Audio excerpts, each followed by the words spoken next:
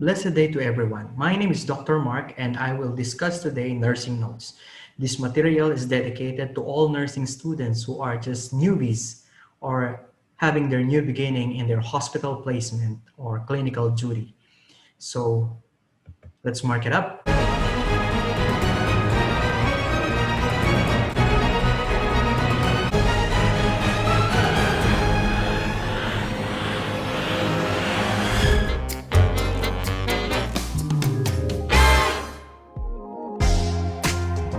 The first thing is receiving the patient. Upon receiving the patient in your shift, you need to note the patient's condition. Number one is the level of consciousness and orientation. Number two is the body strength and other apparent observations noticeable upon the first look of the patient. And second, we have to note every equipment and anything attached to the patient, its condition and its functioning. Example of this is the following. We have three columns on the nursing notes page. The first column is the date and time by which you need to fill in the correct date and correct time by which certain assessment or interventions is being made by the nurse. The second one is the nursing notes itself, which details out your assessment and anything done on your patient. And the third one is your signature. All right. One example is this one. This entry is done on September 25, 2019. All right.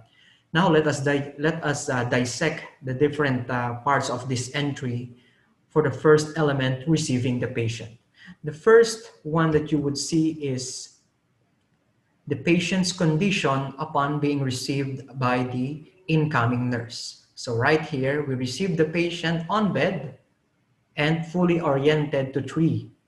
To time, place, and person. It is also important to note if the patient is weak in appearance or sluggish in appearance. All right. Next, the second one is the contraptions of the patient. One contraption right here is the IV solution, ongoing IV solution for the patient, which is plain normal saline solution, 1 liter at full level. All right. So that we can have an idea how much the ongoing fluid was by the time we started with our shift, and to which vein it is inserted, what gauge was used, and by which mode this one is infusing. Is it manually infusing or is it by means of infusion pump? It is also important to note the condition of the insertion site, all right? And you need to specify whether there is redness or swelling or none. Any signs of infiltration or any signs of levitis. This is very important. Next is the oxygen inhalation. Oxygen inhalation followed by the regulation, okay? And by which delivery mode the oxygen is being given. Is it by nasal cannula? Is it by face mask? Or something else. And we also have the Foley catheter inserted to the patient, which is connected to a urine bag. And you need to take note of the drain, okay? What color of the urine and what amount did you receive it, okay? And then, of course, suppose the patient is a post-operative patient, you have to take note as well this dressing, and you need to locate at which site it was done, and it was on the left lower quadrant, which day it was already, and you need to characterize the dressing that was attached on the patient's operative site. All right. So this simply say the important notes about the condition of the patient upon receiving by the incoming nurse. The second component is the head-to-toe assessment, okay? You need to take note that first, more details on the affected system or the actual problem should be documented right here. And secondly, other problems present or observed, which may not be related to the disease of the patient. This might be instantaneous observation, both of which needs to be included in your head-to-toe assessment. Remember the old cliche, unless documented, considered, not observed, or not done. Example of the documentation for this is the following. All right, here's an example of the entry for the head-to-toe assessment. All right, first is the patient was observed with yellowish sclera, pale conjunctiva, and sunken eyeball. This observation constitutes the observation for the eyes of the patient. Next one has something to do with the lips of the patient with pale and dry lips. All right. Next has something to do with the assessment on the neck of the patient. Example is no jugular vein distension, no thyroid enlargement, no tracheal deviation, no cervical lymph node enlargement. And this one has something to do with your neck assessment. Now we'll proceed with the chest assessment. Example is, with symmetrical lung expansion, with clear breath sounds on both lung fields, audible S1 and S2, no extra heart sounds and murmurs. And this one is your chest assessment. Now we'll move down to the abdomen of the patient. Soft, non-tender abdomen, no palpable organ enlargement, with normoactive bowel sounds, a total of 10 for 4 minutes in all quadrants, and reports good and regular bowel elimination habit. This one is your abdominal assessment. Now remember right here that we are utilizing the line for any spaces like this, so that any amount of remarks can be inserted on this space. This is one of the safe practice in nursing documentation. Next is the extremities. With active range of motion, good muscle tone and strength in all extremities, with pale nail beds, capillary refill of 3 seconds, with diminished pulses in dorsalis pedis, bilateral, and with grade 3 edema on both legs up to the knee level. All right. You may notice that after the abdominal assessment, the extremities was presented in this documentation. But in some cases, you may need to insert the urinary system if you have any pertinent assessment to the urinary system. But in this case, I already mentioned in the first element upon receiving the patient that the patient is inserted with indwelling Foley catheter connected to urine bag, and I already mentioned the color and the amount of the urine. So I don't need to duplicate it right here in the head to toe assessment. I already included it in my notes on the patient's condition and contractions upon receiving the patient.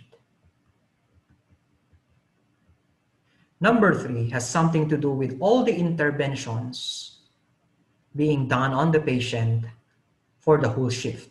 These interventions can be classified as the number 1, independent nursing action. Number 2, carrying out doctor's order. Number 3, making referrals or collaboration with other members of the healthcare team, like radiology department, dietary department, physical therapy or rehabilitation department, and so much more. Number 4, providing therapeutic environment, but you need to specify, like changing bed linens, arranging bedside tables, and arranging patient contraptions. Letter E, providing health teachings, but you need to specify what actually the health teachings you have given is about. And serving meals and feeding the patients enterally, whichever is applicable. And you have to take note whether the patient has taken it with good appetite if he finished the food, or with fair appetite if he wasn't able to finish it at all, or the patient did not take the meal at all, and what could be the probable cause. Example of the interventions documented are the following. At 8:30 in the morning, the nurse assisted in morning care for the patient. AM care done such as washing of face, sponge bath, and changing of patient gown. At 9 in the morning, the nurse provided therapeutic environments such as changing bed linens, arranging bedside tables, and patient contractions. At 9:30 in the morning, the patient complained of pain in the operative side. Pain scale is at 10 out of 10. And in response, the nurse administered paracetamol 1 gram IV, PRN. And the nurse thought about diversional activities like watching TV and using mobile phone. Again, take note of the empty spaces in the lines of your documentation. Don't leave any space. Just fill it up with a straight line so that no any amount of remarks can be added or inserted by any other person who is not in charge of the care of the patient on that shift. At 10:15 in the morning, the patient was seen and examined by Dr. Jones with orders made and carried out. One of the orders was to do ECG, and it was done, revealing sinus tachycardia, and the result was referred back to Dr. Jones. Then thereafter, the patient was brought to radiology department for chest X-ray per wheelchair. At 11 in the morning, health teachings was given on the patient by the nurse concerning diabetic diet compliance, regular exercise, and diabetic foot care. And at 12 noon, meals served such as 1 cup of rice and 1/4 of chicken taken with good appetite. And finally, the last element of your nursing notes is the endorsement. Under this section, you're going to validate and evaluate the status observed, actual problems, or needs encountered within the shift. And you need to put in the latest vital signs, especially blood pressure for the adults and other vital signs related to the actual problems seen within the shift. Example, the respiration and oxygen saturation for if ever the patient had episodes of difficulty of breathing within the shift. The latest pulse rate needs to be indicated at the last part as well for any patient who had been bradycardic throughout the shift. Okay, and example of this is the following. At 3 p.m., rechecked operative site pain scale is 5 out of 10. So basically, if we're gonna evaluate it, it has already decreased, and the patients had a better condition at the end of the shift. And in the latest vital signs, BP is 110/70. I did not include here oxygen saturation and respiration because the patient did not ever complain of difficulty of breathing within the shift. I did not include here the pulse rate as well because the patient did not have any episodes of bradycardia within the shift. And finally, I put here endorsed to the next shift on duty. And then on the third column, I write there my name, Marc O'Neill Alvarez, RN, and my license number. You have to affix as well your signature for each. Suppose that you're gonna utilize 2 pages for your documentation. At the end of each page, you need to affix your name, your license number, and your signature. Things to remember for written documentation. First is you have to write in ink and never in pencil. Second, you need to spell correctly. Third, you need to write legibly so that everybody could understand the assessment and interventions done for the whole shift for the patient. Then fourth, avoid erasure. Observe proper correction technique as discussed by the policy of the hospital. If there's ever need for correction for the word, you just need to make a strike-through line over the word and write your initials over it. In some other hospitals, it is done by putting a strike-through on the word that needs to be corrected, and then write error on top of it and your middle initials. Next, document the date and time for each entry. This is very important in order to see the chronological sequence of the interventions, assessment and interventions on the patient. Do not leave spaces and blanks. factually and objectively document all assessment and interventions, and sign for each entry.